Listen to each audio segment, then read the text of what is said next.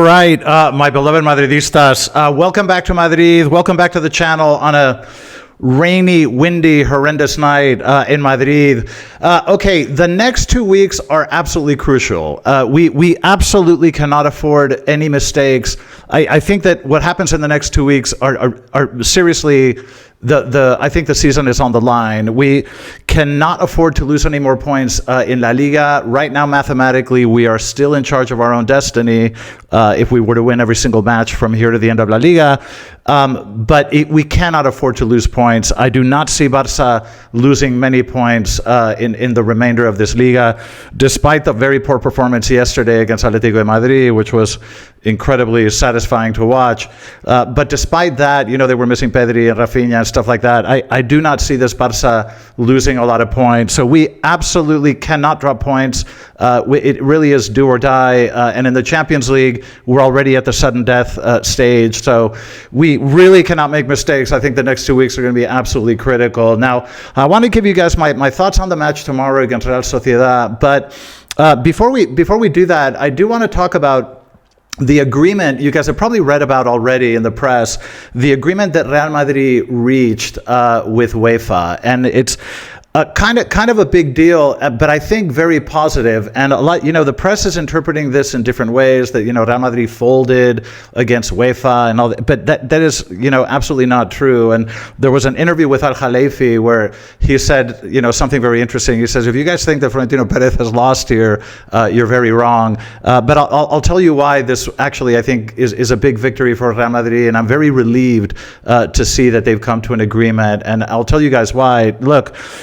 Just very quickly, and we'll get to the Real Sociedad match and kind of the state of players and the lineup I'm expecting, but the UEFA thing is really important because if you guys remember, in 2021, this was when Real Madrid and 11 other clubs just sort of woke up one morning and announced that they're putting together the Super League. And as the details filtered into the public, the reaction was just off the charts, because if you looked at the way that Super League would have been designed, it was really unfair. There was a tiny little bit of meritocracy in terms of allowing small teams to move up, etc. But there was a group of big clubs that were just eternally protected. So they would qualify automatically, for no reason other than their names. And it just felt very, very unfair. So there was a massive public revolt.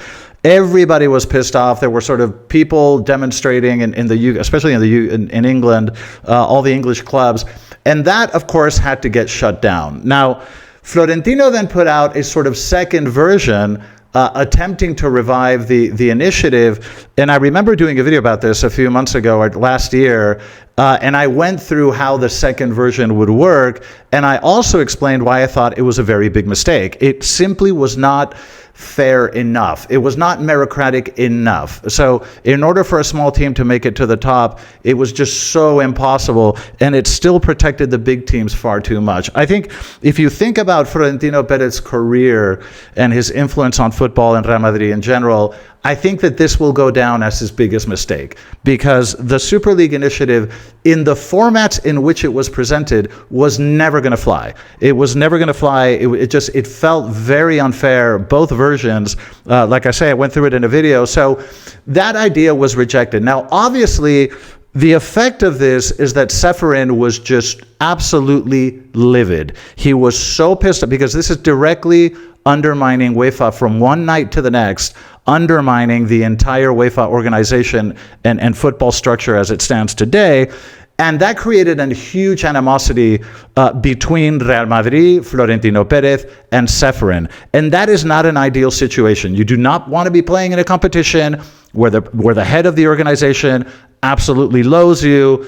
It's just not a good situation to be in. Now, Real Madrid's objection to the current system has been based on a few things. First of all, Florentino Perez has always objected to, he thinks that the clubs don't have enough influence in either the format, the number of matches, the format of the tournament, and the number one reason that he was trying to put together an alternative to the Champions League is because of financial fair play. And I think that this is a very valid point, because there are clubs in Europe that we know for a fact are violating financial fair play, because clubs like Man City and PSG are backed by the governments of Abu Dhabi and Qatar, respectively. These are small countries that are tremendously wealthy in terms of natural resources. They have infinite amounts of money.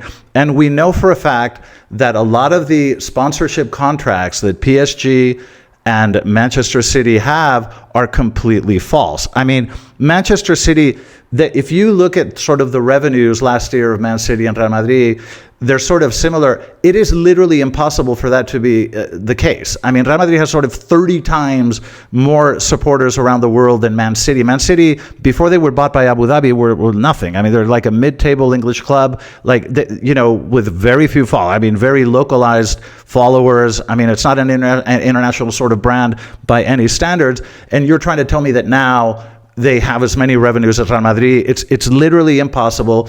And it's because they have sponsorship contracts that are totally inflated. So if the government of Abu Dhabi wants to inject money into Man City, all they do is invent a company that doesn't even have any customers or revenue. They'll just make up a company, and that company will pay Man City for, some sponsorship advertising deal. But it's all obviously completely fake. The numbers behind those contracts have nothing to do with the real economics of those businesses. So look, they are in clear violation of financial fair play rules. And Florentino Perez's view has always been that how can Real Madrid, even the biggest club in the world, how are we going to compete with nation states, especially very, very deep-pocketed nation states? And I think it's a very, very valid objection. And this has really been the source of the problematic between UEFA and Real Madrid. So we know that those contracts are fake. Nothing has been done about it. And UEFA has been very dozy about enforcing financial fair play. And we see it. And this affects transfers. It affects your ability to get players. And Real Madrid gets all of its revenue from sporting activities but branding and merchandising surrounding the sports activity of the club. So all of our revenues are organic. And it's just unfair that other clubs just get direct cash injections from governments, and it's impossible to compete that way. So I completely understand this, and now the tension level was already quite high. But what made it go even higher was that about a year ago or so, there was a ruling by the European courts that actually favored Real Madrid. Basically said, yes, Real Madrid, you are in charge of your brand, you are in charge of your club, and you have a right to decide what games to play, what games to not play. Basically confirming Real Madrid's stance that we are the owners of the brand, we are the owners of the entire brand of Real Madrid, and that we and only we should be in control of the tournaments we play and how we control them, etc. And that opened up the ability for Real Madrid to file a lawsuit against UEFA. So in these negotiations, you had Ceferin and Florentino Perez, head to head. Obviously there's a big tension there.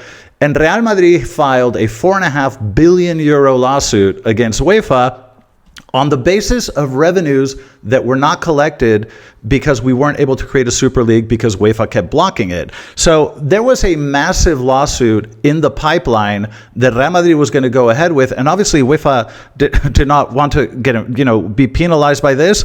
UEFA certainly doesn't want to fork over €4.5 billion.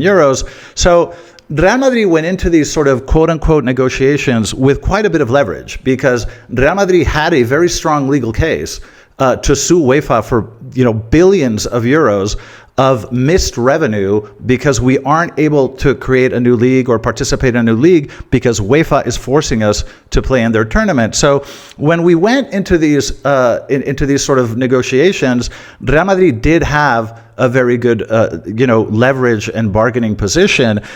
So the fact that they came out with an announcement saying that, okay, we've agreed that there will be no European Super League, but we are going to go forward with, going forward, UEFA is going to be more aware of the club's rights, the sustainability and financial fair play rules, enforcing them, etc. All of that is going to be addressed. They didn't give any sort of fine details in terms of what the agreement is going to look like in the future, but I think it does signal something very positive, which is that this tension between Ceferin and Real Madrid really now has kind of come to an end because Ceferin is happy that Real Madrid is not going to go ahead with a €4.5 billion lawsuit, and Real Madrid is happy that we're finally going to be listened to and have more influence, all the clubs really, not just us, in terms of what the format of the championship looks like, and especially, and more importantly, imposing financial fair play rules, which we thought were very unfair and aren't being enforced quite clearly. So I think this is incredibly positive, because the one thing that worried me a lot was I don't want to be competing in a tournament where the president, of the organization despises us, because there's always the temptation to try to influence things against us, and that is a situation that you want to avoid. And I think the fact that Real Madrid and UEFA have come to an agreement, I think makes a huge difference in terms of avoiding any kind of friction and making sure that we can compete on level terms, and that Seferin isn't going to try to screw us over at every chance he gets. So I think that those concerns can now be quelled, and I'm kind of happy about it, because I'm not unhappy with the Champions League. I think it's fine, but I do understand Florentino's frustrations in terms of financial fair play. And I think that this moves us closer to what we want, which is financial fairness. And it removes the risk of Seferin trying to tamper with the competition to affect us negatively. So I think all in all, we used our leverage very effectively. I think Real Madrid's legal team did a good job. And I think we walk away in a better position and able to compete in a competition that I think now going forward will be a little bit more fair. That's certainly what they told us on the surface. So anyway, that's good news. I'm sure you guys came across this, in the press. So just wanted to give you guys my thoughts on that. I think it's generally quite positive. Now, let's move over to the Real Sociedad match. I'm really worried about this. Okay, I'm very worried about this match. I got to be honest with you guys. Real Sociedad, look, like I say, we cannot make any more mistakes in La Liga. We've already dropped so many points. It's only February, and we've dropped so many points that we just cannot afford to drop any more. If we want to win La Liga, these are the games that we have to win, and we cannot drop any points. But I am a little bit worried because, look, Real Sociedad, they're currently in 8th position, but they've been moving up the table very steadily.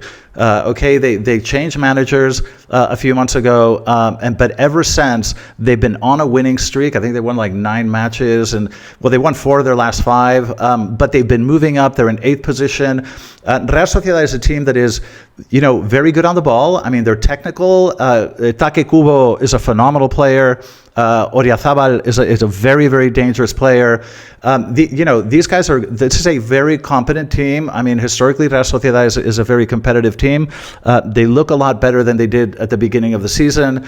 And like I say, they're competent. They're good on the ball, and they can hurt you when they attack you. So we need to be very, very careful. In terms of the lineup, look, we know Jude is out for another couple of months. Initially, they said his injury would only be 1 month. Now it looks like it's going to be longer. We're looking like 2, maybe 2.5 months. So Jude is out. The good news is that Rudiger and Trent are technically okay to play. Kylian missed a training session day before yesterday, but he did train today. And apparently, in an interview, Arbeloa said that Kylian is absolutely fine.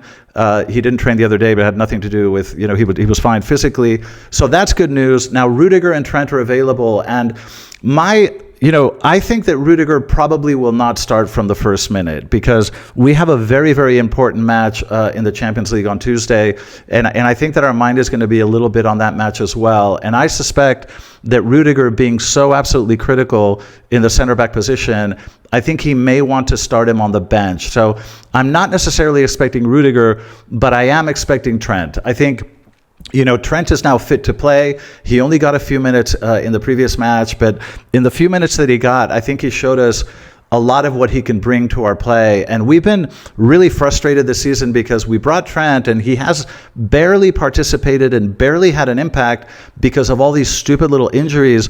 And then there were other occasions where he was, in condition to play but wasn't selected, which was kind of a question mark. I think Trent brings a lot. I think his long passing is very valuable to us. He's a big guy. He's a physical guy. I know that at Liverpool he had a reputation for being a little bit soft defending, but I think in La Liga, that's probably not the case. I think he's a big guy. He's a strong guy. I think he can defend perfectly well in this league. And I think that in attack, he can contribute a lot. So if I were Arbeloa, I would certainly start Trent. We need to start getting him more involved. We need to start getting him used to starting and playing 90 minutes.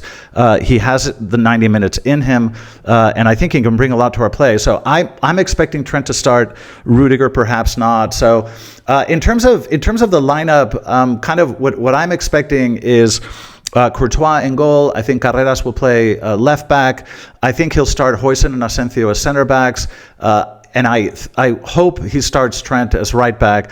Now, in the middle of the pitch, I think you'll see a kind of 4-4-2 diamond that like we saw in the previous match. So I think you'll have Tchouaméni as a pivot, Camavinga on the left, Arda Güler kind of playing in the number 10 position, and Fede, finally going back to the midfield, playing sort of on the right and running up the right wing. And then up front, Vini is back, so we expect Vini on the left and Kylian on the right. Each of them having the mobility to come in towards the middle. So I'm expecting a 4-4-2. I believe. I don't know if Arbeloa wants to get more aggressive and play a 4-3-3. I don't know. I think that given how much is at stake, the fact that Real Sociedad is a competent team on the ball, you probably want that extra body in the middle of the pitch. So I'm expecting a 4-4-2. That's certainly what I would do with a diamond in the middle. But I don't think it'll be an easy match. I think it's going to be very important for us to win. And I think confidence-wise, we're kind of missing a really emphatic victory to kind of lift our spirits. And that's what we would love to see. But I just don't think that this is going to be a match where we're going to be able to put too many goals past them. I think this will be a highly competitive match. I think it'll be a close match, but absolutely critical for us to win. So anyway, those are my thoughts ahead of the match. And those are my thoughts on the UEFA agreement with Real Madrid, because I know you guys have probably come across it. I'll be at the Bernabeu tomorrow, of course. I'll do a short with my uncle as well. We'll do another version of the Uncle's Corner and get my uncle's take on the match. He's actually quite nervous about it. We were talking about it just a moment ago, and he thinks it's going to be a very difficult match, which scares me because he's older and wiser than I am. But anyway, we'll do an Uncle's Corner tomorrow, and of course I'll give you guys some shorts and footage from the stadium, which I always like to do. I think you guys enjoy that. Anyway, those are my thoughts. Let me know what you think in the comment section. And again, tomorrow I'll be at the stadium, and I'll definitely give you guys my post-match analysis as well.